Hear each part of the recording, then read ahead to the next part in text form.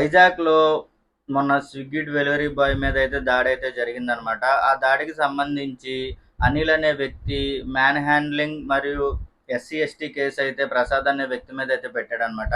ప్రసాద్ అనే వ్యక్తి తన ఇంట్లో పనిచేసే అమ్మాయిని కొట్టాడని మరియు మిస్‌బిహేవ్ చేశాడని చెప్పి అనిల్ అనే స్విగ్గీ డెలివరీ బాయ్ మీద అయితే కేసు అయితే పెట్టారనమాట. దాని గురించి మనం అసల ఏం జరిగింది ఏంటనేది మనం ఈ వీడియోలో అయితే మాట్లాడుకుందాం.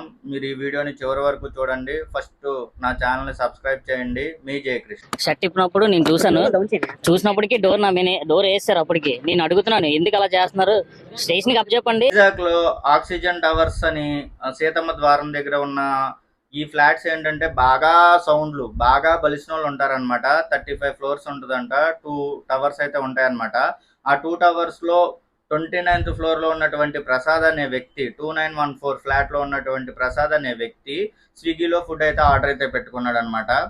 అది డెలివరీ కింద అనిల్ అనే వ్యక్తికి అయితే వచ్చింది. సో ఆర్డర్ అనిల్ అనే వ్యక్తి ఇవ్వడానికి వెళ్తున్నప్పుడు 2 సార్లు ఫోన్ చేశాడు అనమాట ప్రసాద్ అనే వ్యక్తికి. సార్, నాకు మీ అడ్రస్ కొంచెం కన్ఫ్యూజన్గా ఉంది అంటే, సార్ అని పిలవకుండా బ్రో, నాకు మీ అడ్రస్ కొంచెం కన్ఫ్యూజన్గా ఉందని చెప్పి అడగడం.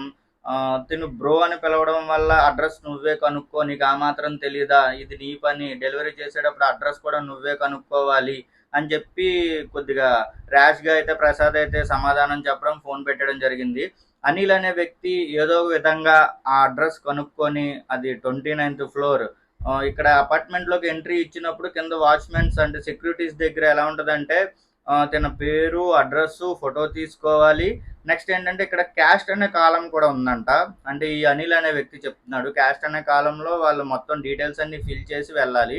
సో వాచ్మ్యాను ప్రసాద్ అనే వ్యక్తికి ఫోన్ చేసి, సరే ఇలా మీకు ఫుడ్ డెలివరీ వచ్చింది అంటే, ఓకే వచ్చింది పంపించు అని చెప్పినప్పుడు మరి ఈ క్యాస్ట్ గురించి తనకి ఏమైనా చెప్పాడేమో అని చెప్పి అనిల్ అనే వ్యక్తి అయితే సందేహంగా ఉన్నాడు. సో ఇతనైతే లిఫ్ట్ దగ్గరికి వెళ్ళాడు. అక్కడ వెండర్స్కి బయట వాళ్ళకి ఒక లిఫ్ట్, ఆ అపార్ట్మెంట్లో ఉండే వాళ్ళకైతే ఒక లిఫ్ట్ అయితే ఉంటుంది అనమాట. సో మనోడు వెండర్ లిఫ్ట్లో వెళ్ళినప్పటికీ అది ఎక్కువ బిజీగా ఉంటుంది, ఎందుకంటే బయట నుంచి వచ్చేవాళ్ళు వర్కర్లు అందరూ ఆ లిఫ్టే యూస్ చేసుకోవాలి. సో ఆ లిఫ్ట్లో వెళ్ళాడు. వెళ్ళిన తర్వాత 2914 దగ్గరికి వెళ్ళినప్పుడు కాలింగ్ బెల్ కొట్టినప్పుడు ఒక అమ్మాయి అయితే బయటకు వచ్చింది.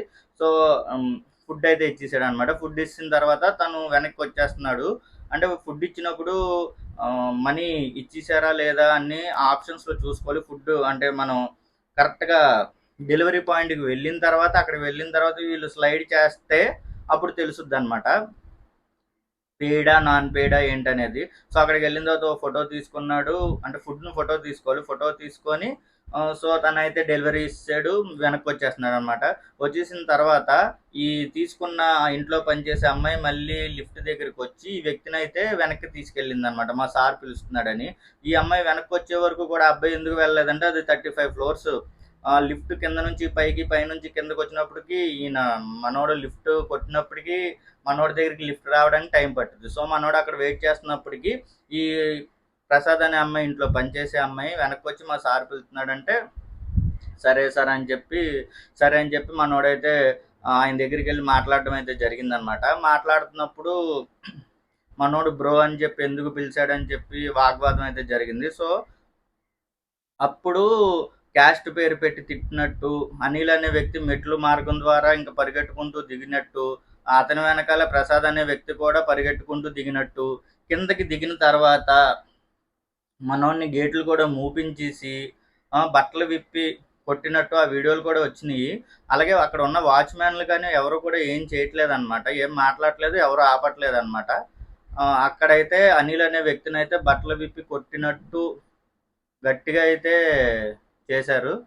ప్రసాద్ అనే వ్యక్తి చాలా ఓవర్ చేసినట్టు కనబడుతుంది అనమాట. ఎందుకంటే స్విగ్గీ డెలివరీ బాయ్స్ మనం ఏ ఫుడ్ ఏ టైంలో అర్ధరాత్రులు బుక్ చేసుకున్నా సరే పాపం మనకి 10 నిమిషాలు 15 నిమిషాలు, వాళ్ళకి వచ్చేది కూడా కిలోమీటర్కి 5 రూపాయలు 6 రూపాయలు వచ్చుద్ది అనుకుంటా.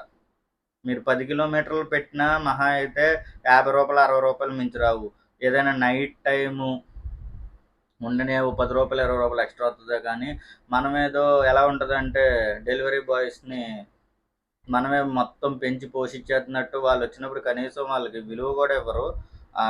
వాచ్మ్యాన్లు కూడా వీళ్ళని మరీ చీప్గా చూస్తారు. వాచ్మ్యాన్లే సెక్యూరిటీ గార్డులే ఈ డెలివరీ బాయ్‌లని ఇంకా చీప్‌గా చూస్తారనమాట. ఎందుకంటే నీ పేరేంటి? నీ ఊరేంటి? ప్రతి డీటెయిల్స్ రాసుకొని, మళ్ళీ ఈడు వెళ్ళడం, రావడం, టైమింగ్స్ ఇయన్నీ రాసి పెట్టాలి. ఆడి ఫోన్ నంబర్ రాసి పెట్టాలి. ఆడి ఊరు, పేరు, క్యాస్ట్ ఇప్పుడు క్యాస్ట్ కూడా వస్తుందని ఈ అనిల్ అయితే చెప్తున్నాడు. క్యాస్ట్ కాలమ్ కూడా ఉందని. సో, ఇదైతే క్యాస్ట్ కాలమ్ అనేది సిగ్గుచేటు. అదైతే రాకూడదు. ఎందుకంటే క్యాస్ట్‌ని అనే పేరుని నిర్మూలిద్దామని చెప్పి చాలా పెద్ద పెద్ద ఎవరో పార్టీ నాయకులు చూస్తున్నారు కానీ అదైతే అవ్వదు. ఇక్కడైతే క్యాస్ట్ కాలం అనేది డెలివరీ బాయ్స్ కూడా తీసుకున్నారు అనేది వేస్ట్.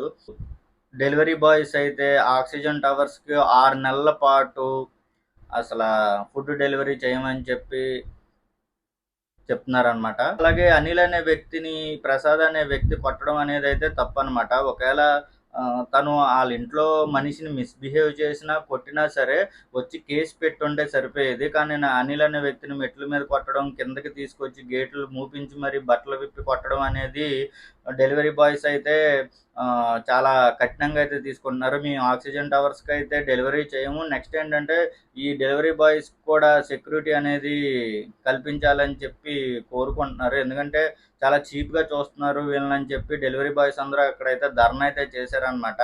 ఆ ఆక్సిజన్ టవర్స్‌లో ఉన్న మిగతా వ్యక్తులు కూడా వాడెవడో తప్పు చేస్తే మాకు డెలివరీ ఇవ్వకపోవడం ఏంటంటే, ఇప్పుడు కరెక్ట్‌గా సెక్యూరిటీస్ దగ్గరికి వచ్చి మేము డెలివరీ ఇచ్చి వెళ్తాం కానీ పైకి రాము అని చెప్పి వాళ్ళైతే చెప్పేస్తున్నారు డెలివరీ బాయ్స్ అయితే.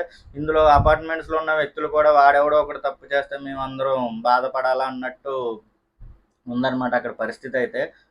డెలివరీ చేయడానికి వెళ్ళిన వ్యక్తి మీద అహంకారం అదేంటంటారు యాటిట్యూడ్ ఉన్న వ్యక్తి కొట్టడం అనేది అయితే తప్పనమాట. తను లేట్ అయి ఉండొచ్చు, 10 నిమిషాలు లేట్ అయినా, పావుగంట లేట్ అయినా అడ్రస్ తెలియకపోతే రివ్యూస్‌లో ఇవ్వచ్చు.